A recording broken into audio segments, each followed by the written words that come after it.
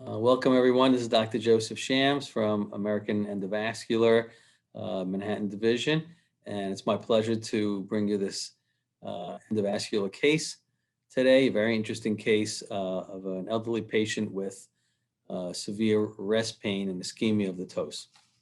Okay, we'll begin right now. So this is a 93-year-old female, presents with painful, ruborous, cold right toes, and also a focal spotty area of gangrene of the nail bed of the right big toe. The patient states that she can barely walk and she can't sleep because of the severity of the pain. She underwent intervention at an outside facility with SFA stenting several years ago. She also states that she was seen at another facility last week, but no intervention was performed. Past medical history, significant for hypertension, end-stage renal disease on hemodialysis since 2018 as asthma. She denies alcohol use or cigarette smoking. Present medications include Flovent, albuterol, montelukast, aspirin, diltiazem, enalapril, and sevelamer, and she's allergic to clonidine. On physical examination, she's alert and oriented ×3, pulse is 58 per minute and regular, blood pressure 133/59. Respiratory rate 16 per minute. She's afebrile, and she has a 98% oxygen saturation on room air. Lower extremity exam demonstrates cold, ruborous right toes, which are exquisitely painful to touch. There's delayed capillary refill in the toes. There's also a punctate area of gangrene in the nail bed of the right big toe. Pulse exam demonstrates 2+ palpable femoral pulses bilaterally with non-palpable popliteal, dorsalis pedis, and posterior tibial artery pulses bilaterally. On Doppler examination, distal pulses are Dopplerable with weak monophasic signals throughout. She underwent an ABI examination, which demonstrated a right ABI at rest of 0.4 and left of 0.6, consistent with severe ischemia bilaterally, right greater than left. Here's a picture of the toes. You can see that the toes are ruborous and somewhat swollen, very exquisitely painful to touch.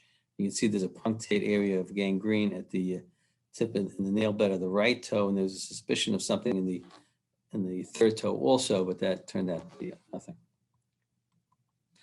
A plan was to perform a medical evaluation, routine lab work, and arterial ultrasound examination. And for treatment, the right lower extremity angiogram and revascularization to reverse the ischemia of the toes and hopefully treat the gangrene. This is a picture from the arterial ultrasound examination. She had a severe 75 to 99% stenosis in the proximal SFA on the right side. There was up to 74% stenosis at the origin of the SFA, very high-grade stenosis in the mid-popliteal artery. There was chronic atherosclerotic occlusion of the posterior tibial artery with suggestion of occlusion also of the perineal artery, and the severe stenosis noted in the proximal anterior tibial artery period. The picture on your right shows the one picture from the ultrasound examination showing a high-grade stenosis with high velocities in the superficial femoral artery. The right lower extremity angiogram demonstrated high-grade, heavily calcified proximal and distal superficial femoral artery stenoses. Pre-occlusive irregular mid and distal popliteal artery stenoses were identified with very sluggish flow. High-grade anterior tibial artery origin, as well as moderate tibio-perineal trunk and perineal artery stenoses were identified. So the perineal artery was open, but severely diseased. Posterior tibial artery is occluded. The picture on your right shows just this is a scout view of the knee area, which demonstrates a metallic stents in the upper portion of the popliteal artery, and then this very irregular, heavily calcified area within the mid-popliteal artery. So I just want you to see what it looks like before the angiogram was done. And these are pictures from the initial angiogram. And this is the common femoral artery here. This is the deep femoral artery, which is patent. There is a tight stenosis. At the origin of the superficial femoral artery, another high-grade stenosis in the proximal portion of the superficial femoral artery, mild stenosis also in the proximal portion of this vessel. And this corresponds to this here. And here now we're in the mid portion of the artery. You see this popcorn calcification in the mid superficial femoral artery, another eccentric stenosis. The distal superficial femoral artery, the stents actually start here and extend to the proximal portion of the popliteal artery. So actually the stents go up to here. This is a view of the popliteal artery, and this very, very high grade stenosis. It doesn't really, you can't really appreciate it here, but there's really just a string of contrast going through this area. Very, very dangerous lesion because this can thrombose very easily. One little guide wire getting through this or dissecting, and the whole thing will thrombose. So this is a very high grade lesion with very heavy calcification in the mid popliteal artery. In the distal popliteal artery, another high grade stenosis. And here at the origin of the anterior tibial artery, very high grade stenosis with heavy calcification, very slow flow in the anterior tibial artery. There's also stenosis of the tibio-peroneal trunk and the peroneal artery.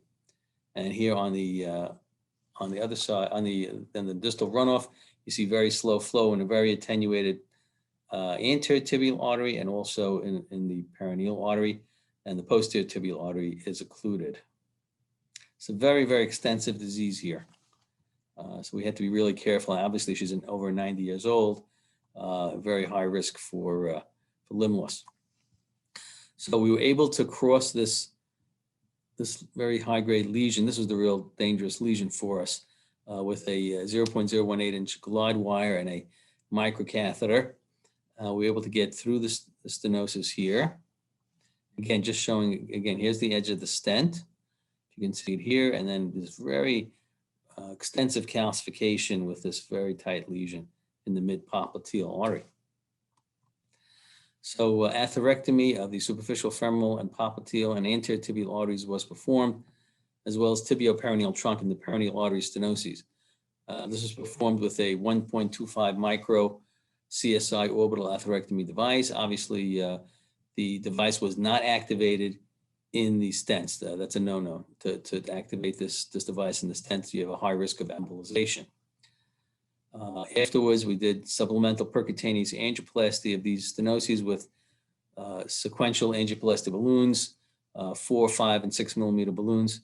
And then we deployed a smart stent, so a non-covered nitinol stent across the proximal portion of the popliteal artery, which had a recoiling stenosis, and a flexible biomimics stent across this very high-grade recoiling stenosis in the mid-popliteal artery. So this was obviously an extensive case. And here's the final result. We see a nice result in the proximal SFA. These stenoses that were here before are well treated. There's a little bit of recoiling, but not too bad. Here's the remaining portion of the SFA, nice and clean. There's a little bit of residual narrowing within the stent itself in the proximal portion of the popliteal artery, but not too bad. Again, nice smooth appearance to the popliteal artery. And here's that, remember how severe the stenoses were in the anterior tibial artery and the tibio-peroneal trunk. Here's the anterior tibial artery, nice brisk flow. In the anterior tibial artery, here's the tibio-peroneal trunk into the peroneal artery, which is patent all the way through. And actually, the patient did very well after that. I'm sorry, I don't have a picture. Actually, it's into the foot. I'm sorry, here we go. The anterior tibial artery is patent all the way through, as well as the peroneal artery. Okay, the breast pain resolved immediately following revascularization. She did develop a mild hyperperfusion within the forefoot with some toe swelling following the revascularization, which resolved in 1 to 2 weeks. And we did warn her that this was going to happen because of the severe ischemia that she and revascularization. She underwent a resection of a portion of the toenail by the podiatrist with debridement of the nail bed with complete healing of the lesion. And here's the pre-images of the toes, and here's the post images, nice pinkish color to the toes. They're not swollen anymore, and the nail bed lesion is resolving. So as far as the discussion, just a couple of things to learn from this case. A heavily calcified distal runoff vessel disease may represent unique challenges for endovascular treatment. These are difficult cases for us, and obviously they're high risk because if there's even just a mild dissection or embolization, then in this patient, this is a much more difficult situation to treat. And obviously this patient would not be a good surgical candidate. She's 90 years old and in renal failure, so she really is not a candidate for any surgical intervention. A combination of atherectomy with supplemental percutaneous angioplasty and stenting of recoiling stenoses is the mainstay of treatment for these lesions in our practice. We actually do not stent immediately. Only if we see a recoiling stenosis do we stent. My opinion is that the less metal in the body, the better, because over time, eventually they'll restenose and reocclude. But here we really had no choice because of these heavily calcified stenoses. Newer technologies such as shockwave angioplasty may revolutionize treatment of these lesions over the next several years. Thank you very much for your time.